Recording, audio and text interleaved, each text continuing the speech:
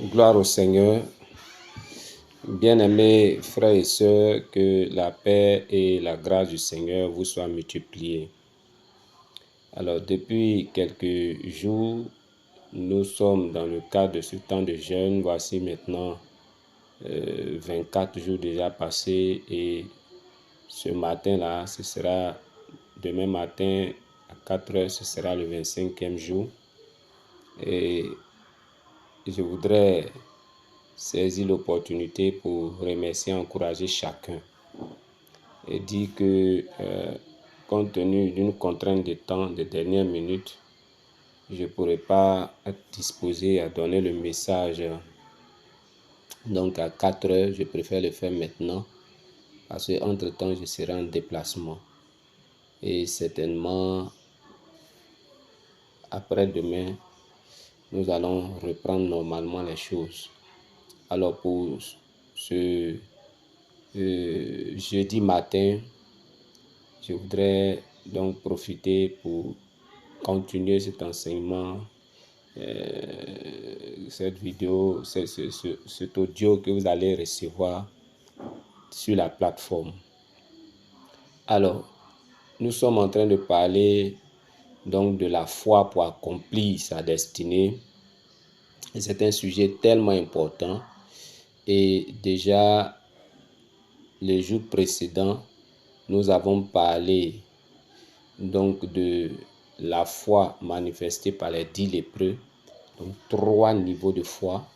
Souvenez-vous, le premier niveau, c'est la prière.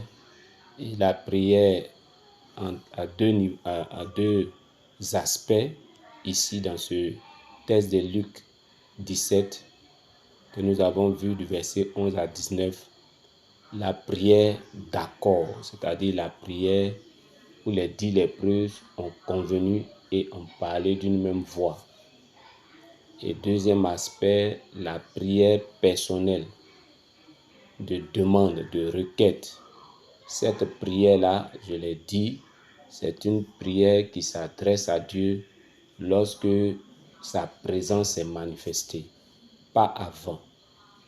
Et nous avons vu également le deuxième niveau de foi, c'est l'obéissance aux instructions que le Seigneur nous donne. Quand tu as prié, que Dieu te donne une instruction, même sans que tu aies prié, que Dieu te dit quelque chose, que ce soit à travers les Écritures, que ce soit donc dans ton cœur, de diverses manières, par l'Esprit du Seigneur, alors ce que Dieu attend de toi pour que tu puisses saisir, recevoir ce que tu demandes, c'est que tu puisses obéir à la voix de Dieu. L'obéissance à la voix de Dieu est une manifestation de ta foi et elle est extrêmement importante. Troisième manifestation que nous avons vue, c'est la foi qui se manifeste par les actions de grâce en reconnaissance à ce que le Seigneur a fait pour toi et surtout en reconnaissance à ce que Dieu te dit qu'il fera pour toi, même si tu n'as pas encore vu cela concrètement. Voici ce dont nous avons parlé la séance précédente. Pour aujourd'hui, nous continuons toujours au sujet de la foi pour accomplir ta destinée et de manière spécifique, nous allons toucher un aspect de la foi qui me paraît extrêmement important pour notre destinée. Il s'agit donc de la foi qui transforme ta mentalité. La foi du changement de mentalité. La foi qui s'exprime par la transformation, par le fait d'accepter de changer de mentalité, de changer de système de pensée. Bien-aimés, la plupart d'entre nous, nous n'arrivons pas à toucher de doigt ce que Dieu nous réserve. Nous n'arrivons pas à entrer en possession de la grâce de Dieu qui nous est réservée en Christ parce que justement, la mentalité que nous avons n'est pas une mentalité transformée. Notre intelligence n'a pas été transformée. Nous n'avons pas encore épousé la mentalité du ciel, la mentalité de Christ, la mentalité du Saint-Esprit. Et ce matin, je voudrais intervenir sur ce point-là. Que le Seigneur nous bénisse. Alors, de quoi s'agit-il? La foi qui produit le changement de mentalité, c'est cette foi-là qui t'amène à te voir tel que Dieu te dit, qui t'amène à réaliser, n'est-ce pas, que tu es ce que Dieu a dit, pas parce que tu as senti quelque chose, pas parce que tu as vu quelque chose, mais simplement parce que Dieu a parlé. Souvenez-vous de la définition que je vous ai donnée de la foi. Ma propre définition, c'est que la foi, c'est ce que vous faites après que Dieu vous ait parlé. Donc, quand tu as reçu la parole de Dieu, parce que la foi vient de ce qu'on entend vient de la parole de Christ. Quand tu as reçu la parole, quand Dieu t'a parlé, qu'est-ce que tu fais ensuite? Alors, par rapport à ce niveau de foi dont il est question ce matin, il s'agit donc de te considérer tel que Dieu dit que tu es. Donc, cela se passe dans ta mentalité. Cela se passe dans ta façon de voir les choses. Que le Seigneur nous bénisse. Et pour y arriver, j'aimerais prendre quelques passages, petit à petit, pour que nous puissions mieux comprendre ce point-là, qui est vraiment capital pour chacun d'entre nous. Regardez avec moi, donc, l'évangile, disons, l'épître aux Romains, donc Romains, chapitre 6, le verset 11. Romains chapitre 6, le verset 11. Dans Romains 6, le verset 11, Paul dira ceci. Il dit, « Ainsi vous-même, pas Dieu, mais vous-même, regardez-vous comme morts au péché et comme vivants pour Dieu en Jésus-Christ. » Alors, considérons cette parole de l'apôtre Paul. Il dit, vous-même, vous devez vous regarder comme morts au péché et comme des gens qui sont vivants pour Dieu en Jésus-Christ. Donc, il y a un travail au niveau de ton intelligence, au niveau de ta mentalité, au niveau de ton système de pensée. Vous savez, ce passage-là de Romains 6, 11, je l'ai reçu quand j'étais en train de lutter contre le péché de ma chair. Je sentais en moi-même qu'il y a certaines choses qui sont mauvaises devant Dieu, que moi-même je n'aime pas, mais je n'avais pas la force de me séparer de ces choses. Même quand je prenais des résolutions, il arrivait des moments où je fléchissais. Et je priais, je me lamentais devant Dieu, je priais, je pleurais. Et le Seigneur a fait jaillir ce passage-là dans mon esprit, comme une lumière. Il dit, regarde-toi comme mort au péché et comme vivant pour moi en Jésus-Christ. Et Dieu m'a amené à comprendre que c'est dans mon système de pensée que le problème peut se régler. C'est la façon dont je me vois qui me rend faible vis-à-vis du péché. Je dois considérer que je suis quelqu'un qui est mort en ce qui concerne le péché. Je suis quelqu'un sur qui le péché n'a plus de pouvoir, n'a plus d'influence. Je dois réaliser ça, pas à cause de mes efforts, mais parce que Dieu dit, depuis que j'ai reçu Jésus, depuis que j'ai reçu la sémence du Saint-Esprit, c'est ce que je suis devenu. Donc à moi d'accepter ça dans mon système de pensée, de me regarder effectivement comme quelqu'un qui est victorieux sur le péché, de me regarder comme quelqu'un qui a reçu la dignité de saint par la grâce qui est en Jésus. C'est extrêmement important, surtout pour ceux qui n'arrivent pas à triompher, à dominer sur le péché. C'est extrêmement important. Voyez-vous, ce n'est pas vos efforts personnels qui font de vous un saint. C'est le Saint-Esprit qui habite en toi. Depuis que tu as dit oui à Jésus, l'Esprit de Dieu est venu résider en toi. Comme l'Esprit de Dieu est saint, toi aussi tu as été rendu saint. Donc quand tu te considères comme saint, alors la puissance de l'Esprit te donne maintenant de triompher du péché, de ne plus tomber dans le péché, de ne plus aimer, de ne plus tolérer cela dans ta vie. Donc, il faut que tu te regardes tel que Dieu dit que tu es. Dieu dit que tu es saint. Vous voyez, dans les épîtres de Paul, il répète chaque fois, tous les saints qui sont dans telle ville, tous les saints qui sont dans telle église, ce sont des êtres humains comme toi et moi. Ce sont des personnes en chair et en os. Mais il les appelle les saints parce qu'ils ont reçu le Saint-Esprit. Et il veut les amener à réaliser qu'ils ne sont plus des simples pécheurs. Ils ne sont plus des pauvres pécheurs, mais ils sont des saints. Donc il y a un changement de mentalité que produit la foi. Si tu crois en Dieu, alors accepte de te considérer tel que Dieu dit que tu es. Dieu dit que tu es mort au péché et tu vis pour lui en Jésus-Christ. Donc crois cela, accepte cela, regarde-toi ainsi et tu vas voir donc que tu entreras dans ta destinée, tu vivras facilement dans la sainteté. Que le Seigneur te bénisse. Je voudrais continuer et prendre encore un autre passage.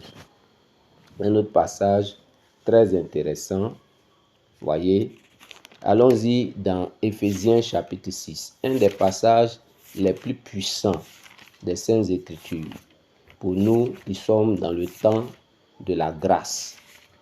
Éphésiens chapitre 2, le verset 6. Éphésiens 2, 6. Regardez ce qui est écrit là-bas. Éphésiens 2, 6. Il est dit, il nous a ressuscités ensemble et nous a fait asseoir ensemble dans les lieux célestes en Jésus-Christ. Waouh! Dieu considère que quand Jésus allait à la croix, en vérité, toi et moi, nous étions en lui. C'est à notre place qu'il est parti à la croix. Donc, en regardant Jésus à la croix, Dieu suppose que c'est toi et moi qui aujourd'hui croyons en lui là. C'est nous qui étions à la croix à cette époque. Et donc, Christ crucifié, c'est toi qui fus crucifié parce que c'est toi qui as vécu dans le péché à travers les entrailles de ton Père. Donc, Jésus étant mort à la croix, nous sommes morts avec lui. Quand il est descendu dans le séjour des morts, toi aussi tu es allé au travers de Christ. Et quand il est ressuscité, Paul dit, nous avons été ressuscités ensemble. Et finalement, Jésus est assis à la droite du Père. J'ai l'habitude de dire, au ciel, là, il n'y a pas deux trônes. Il n'y a pas le trône du Père et le trône du Fils. Quand on dit ta droite, c'est-à-dire ce qui te permet d'agir. Comme en Côte d'Ivoire, on dit ton bras droit. Ton bras droit n'est pas une deuxième personne. Ce n'est pas un deuxième toi. Mais c'est quelqu'un avec qui en qui tu as confiance et avec qui tu fais toutes les bonnes choses que tu veux faire. Toutes les choses importantes que tu veux faire, c'est par lui que tu le fais. Donc, nous qui avons cru en Christ, nous sommes assis à la droite du Père, dans la position de Christ, à la droite du Seigneur. Donc, nous sommes assis à la droite de Dieu. Voyez, au-dessus de toute puissance, de toute autorité, de toute domination. Et pour ceux qui ont l'habitude de m'écouter, j'ai déjà parlé de ça plusieurs fois. J'ai dit, nous avons 6 règnes dans l'univers, dans le monde. Dieu a créé 6 règnes. Vous voyez, il y a le règne de Dieu lui-même, qu'on appelle le règne divin. Là où Dieu est assis sur le trône, dans le ciel de Dieu. Donc c'est le règne divin. Et c'est à sa droite que nous sommes assis. Nous qui avons cru en Jésus. C'est la position spirituelle que Dieu t'a donnée, Dieu m'a donnée. Il faut que tu comprennes que c'est la grâce que tu as reçue en acceptant Jésus. Ce ne sont pas tes efforts. Et en dessous du règne de Dieu, il y a le règne des anges. Les mauvais anges qu'on appelle les démons, Satan, etc. Et les bons anges qu'on appelle les anges de Dieu. Eux tous là, ils sont dans le règne angélique. Après le règne angélique vient le règne des hommes, le règne humain. Amen. Le règne humain, c'est tous les hommes naturels, tous les hommes qui n'ont pas encore accepté Christ, ils ne sont pas nés de nouveau, ils se trouvent dans le 3e règne. Après le règne humain se trouve le règne animal, les animaux de quelque nature que ce soit. Après le règne animal, on a le règne minéral. Le règne végétal, pardon. Toutes les plantes, etc. Et puis après le règne végétal, le dernier, le 6e règne, alors c'est le règne minéral, la terre et l'eau. Gloire à Jésus.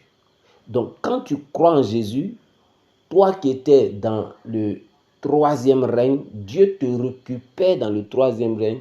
Il te met au-dessus des anges. C'est ce que le psalmiste a essayé de dire. Il t'a fait de peu inférieur à lui. Donc tu es comme dans la position de Dieu. Dieu t'a mis à son niveau, dans son règne. Et tu es capable donc de dominer le règne angélique et de dominer tous les autres règnes qui sont en dessous. Mais tant que tu n'acceptes pas ça, tant que tu ne te considères pas dans cette position, il te sera difficile de remporter des victoires. Tu auras l'impression que Satan est plus puissant que toi. Tu auras l'impression que les démons sont plus puissants que toi. Tu auras même l'impression que celui qui pratique la sorcellerie, qui est en collaboration avec les démons dans le 2e règne, est plus puissant par rapport à toi, alors que toi, tu es dans un règne supérieur. Il faut que tu l'admettes. Il faut que tu te regardes ainsi. Et le faire, c'est manifester la foi qui va te permettre d'entrer dans ta destinée. Est-ce que quelqu'un est avec moi? C'est très, très, très, très important. Très important. Très important. Plusieurs personnes avec qui j'ai partagé cette révélation, lorsqu'ils ont commencé à considérer cela, ce n'est pas en vain que la Bible dit « Celui qui est en nous est plus grand que celui qui est dans le monde ». C'est parce que notre position spirituelle est au-dessus. Elle est à la droite du Père. Quand je prie souvent, je le dis, étant assis en Christ à la droite du Père, je prends autorité sur tel esprit, tel esprit, tel esprit. Ce n'est pas une parole en l'air. Je crois cela. Et c'est pourquoi cette parole a de l'impact. Pourquoi les démons sont obligés de se soumettre. Et je sais que c'est la même chose pour toi. Mais si tu n'arrives pas à opérer dans cette dimension, c'est parce que tu ne te considères pas dans ta façon de voir, dans ton système de pensée, tu ne te considérais pas comme étant donc à la droite du Père, dans le règne de Dieu, au-dessus de toute puissance, de toute autorité, de toute domination. Parce que c'est ça la position de Jésus et c'est cette position qui t'a été donnée, qui m'a été donnée. Gloire au Seigneur. 3e passage que je vais prendre, toujours dans la même idée, dans le même esprit, c'est le passage de Romains 4. Regardez avec moi Romains 4, à partir du verset 19 à 21. Romains 4, 19 à 21, je vais lire. Il est dit, et sans faiblir dans la foi, il ne considéra point que son corps était déjà usé, puisqu'il avait près de 100 ans, et que Sarah n'était plus en état d'avoir des enfants. Il ne douta point par incrédulité au sujet des promesses de Dieu, mais il fut fortifié par la foi, donnant gloire à Dieu et ayant la pleine conviction que ce qu'il promet, il peut aussi l'accomplir. Amen. Il s'agit ici d'Abraham. Voyez, Abraham avait reçu une parole de Dieu. La foi vient de ce que Dieu te dit. Abraham, lorsqu'il a reçu cette parole, il avait 75 ans. Quand vous avancez, vous allez voir que 24 ans après, la parole ne s'est pas accomplie. Et Abraham voulait un enfant. Dieu lui a dit qu'il lui donnerait un fils. Mais Abraham est devenu vieux. Même Sarah était avancée en âge. De sorte que si on s'en tient à la réalité, si on s'en tient à la logique, si on s'en tient à ce qui est normal, c'est terminé. Sarah ne peut pas enfanter, Abraham ne peut pas avoir d'enfant. Et leur corps était usé, même leur appareil génital, leur sexe et tout ce qui peut procréer là ne fonctionnait plus. Mais la Bible dit, et c'est ça qui est intéressant dans le changement de mentalité.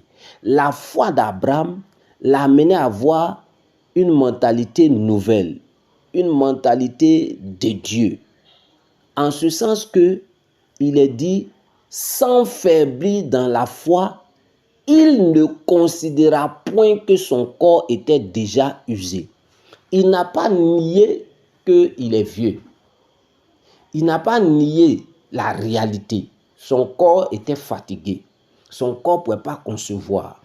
La maman Sarah était déjà ménopausée depuis longtemps. Le papa Abraham ne pouvait plus rentrer en érection. Donc, c'est des réalités, c'est vrai, c'est logique, c'est naturel. Mais ils n'ont pas regardé, ils n'ont pas considéré. Ce n'est pas qu'ils ont nié, ils n'ont pas dit ça n'existe pas, ils n'ont pas dit ce n'est pas vraisemblable, ce n'est pas réel. Ils savent, mais ils n'ont pas compté sur ça, ils n'ont pas pris ça en compte, mais au contraire, ils ont cru la parole que Dieu a annoncée. Voyez, si Dieu l'a dit, c'est qu'il est capable de réaliser ce qu'il dit. Si Dieu a annoncé, c'est qu'il a le pouvoir de faire. Même si on est vieux, Dieu a parlé. Comme c'est Dieu qui a dit, alors Dieu va le faire. Donc, il ne considère plus la réalité, mais il considère la vérité qui sort de la bouche de Dieu, qui est la parole de Dieu que Dieu a annoncée. Même si elle semble impossible humainement parlant, comme c'est Dieu qui l'a dit, elle va s'accomplir. Nous, on regarde ce que Dieu a dit. Nous, on s'attend à ce que Dieu a dit. Nous, on considère ce que Dieu a dit et on croit que ça va s'accomplir. Même si la réalité dit le contraire. Voyez, la foi ne doit pas t'amener à nier la réalité, mais la foi te dit de ne pas considérer la réalité, mais de considérer ce que Dieu dit. C'est-à-dire la vérité. Et j'ai l'habitude de dire aux gens, et ça c'est très important, toute réalité que tu vis est appelée à changer un jour. La réalité est une denrée périssable. Aujourd'hui, tu peux être malade, demain tu seras guéri. Aujourd'hui, tu peux être pauvre, demain tu seras riche. Aujourd'hui, tu peux être riche, demain tu vas être pauvre. La réalité change à tout moment. Mais ce qui ne change pas, c'est la parole de Dieu et c'est la vérité. Jésus dit, le ciel et la terre passeront, mais ma parole ne passera point. Donc, frères et sœurs, nous devons plus considérer, c'est-à-dire faire nos calculs, faire nos programmes en tenant compte de ce que Dieu a dit et non en tenant compte de ce que nos yeux voient, de ce que nous ressentons, etc., etc. Le témoignage qui me vient souvent à l'esprit quand j'en parle, c'est la naissance de mon fils, mon premier fils. On était un jeune couple à l'époque. Il y a des années de cela, on dirait 8 ans à peu près. On était beaucoup plus jeunes. On a encore beaucoup à apprendre, mais ça m'a beaucoup marqué. Nous étions, mon épouse et moi, en train d'adorer le Seigneur. On adorait Dieu, on adorait Dieu, on adorait Dieu. Et puis, paf, le Seigneur nous donne une parole. Mon serviteur, j'ai visité les entrailles de ton épouse. Elle t'enfantera un fils. Voici comment sera sa vie. Il s'appellera, et Dieu a donné le nom en entier. Et on a célébré Dieu, on a béni le Seigneur. On sort de la présence de Dieu quelques semaines et ma femme voit ses menstrues. Normalement, une femme qui est enceinte, les règles s'arrêtent. Ça, c'est ce qu'on a appris à l'école. Voilà, et c'est ce qui est normal. Mais on voit que les menstrues venaient. Donc, elle a paniqué, elle est venue me dire, ah, Dieu a parlé, mais voici ce que je constate. À mon tour, je lui ai dit, puisque c'est Dieu qui a parlé, alors moi, je crois qu'il va faire ce qu'il dit. Donc, ne t'inquiète pas. Et on a continué. Le mois suivant, les menstrues sont venues encore. Le troisième mois, pareil. Et chaque fois, elle venait me dire, j'ai dit, Dieu a parlé, moi je crois, il va le faire.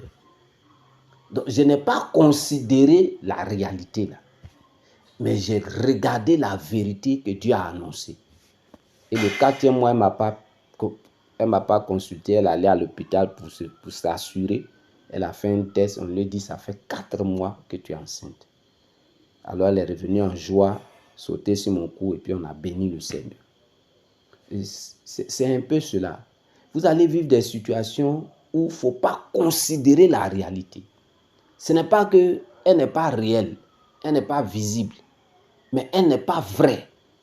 En ce sens que elle n'est pas conforme à ce que Dieu a dit, donc elle peut changer. La réalité peut changer. Et quand tu crois en Dieu, tu confesses ce que Dieu dit sur ta réalité et tu vas voir ta réalité changer et Dieu être glorifié dans ta vie au nom de Jésus.